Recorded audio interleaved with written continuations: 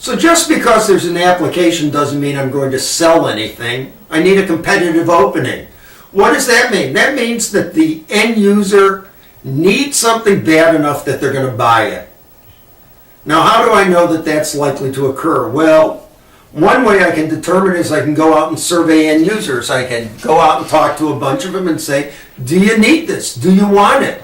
I could do focus groups as a way to find that out. I could hold a Delphi panel, which is I bring together a bunch of experts and I ask them a series of questions over and over again until we get some consensus about whether the end users need it or not. All of those are kind of expensive, however, for a first blush. If I'm trying to get a first blush, what I really do is I just take a web browser, Google, AltaVista, the Microsoft browser, one of those, and I put in the kind of functionality I'm providing and the word need, or the functionality and requirement, functionality and problem, something like that. Very simple terms because search engines are stupid. They don't do well with smart terms. Let's say I have a better kind of display for a computer. So it's a light-emitting diode display, which is the new thing that they're doing in computer displays. Very bright. You can see them in the full sun outside. So I could go in and I could say display, computer, problem, and I can see whether there are relevant hits that talk about people needing something and needing it really badly.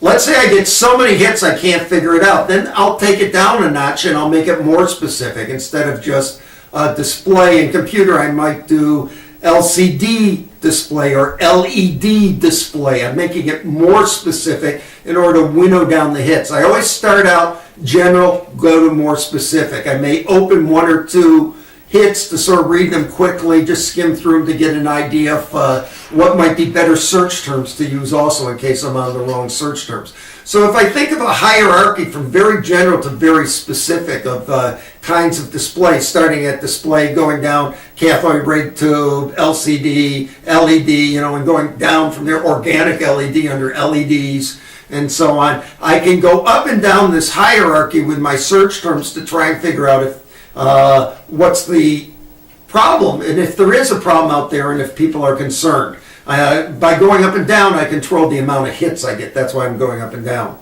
Now let's say it begins to look like there is a problem out there. Then I need to go and confirm it by talking to some experts and end users.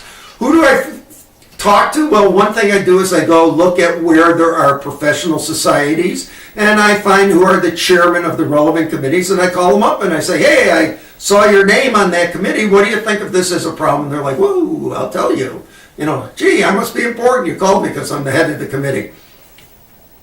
So anyways, what I'm looking for is to determine if there's really a viable need there that is of high enough saliency that somebody is going to act upon that need. If that is in fact the case, then a competitive opening for somebody exists. May not be for me. I may not have the competitive advantage, but there is at least an opening that means somebody's likely to buy something. Are there other ways to figure out if there's competitive openings? Sure. Let me give you one other little tool that I sometimes use, or trick I sometimes use. Think of things on a scale from 0 to 3. 0 meaning, no way at all. 1 meaning, well, if everything else is taken care of, maybe I'll deal with it. 2 is sort of like, yeah, I got a need here, and it's probably pretty important. And 3 is like, whoa, big problem, I got to go out and solve this. Now, let's say I'm looking at the work of lawyers, for lack of a better example that popped into my mind, and I'm looking at how lawyers use computers. And it turns out computers are now being allowed in the courtroom. They may not have before. This is all baloney, by the way. I'm making it up as I go along. They may not have been before, and the lawyer says, I'm going to take my computer into the courtroom, and I want to be able to see it with the bright lights on. So now let's look at the functionality of the computer. Clearly, the lawyer is not doing very complicated gaming and all this kind of stuff while they're sitting there in the courtroom, so the CPU is probably, is that a big issue? Probably not. It's probably down about a 1. Yeah, it'd be nice if it's better, but who cares? Is the software the big issue? Probably not. It's probably just word processing and a spreadsheet or something like that. Not maybe a database, not a big issue. Is internet connectivity an issue? That might be. So that may be a 2 or a 3. So that's why you had the introduction now of broadband over cell phone kind of networks. But let's say the display is a big issue. By looking at how important the issue is, how much capability exists to meet a need, and if it's good enough or if there's a big gap. If my technology meets a need, my secret sauce addresses a big gap, there's more likely to be a competitive opening than if it's down there in the 1s or even the 2s. I want 3s. I want where there's a big gap that needs filling, there's a roadblock, there's a hole, a gap there, and I can fill that gap. That tells me that I have a chance to have a real competitive opening there.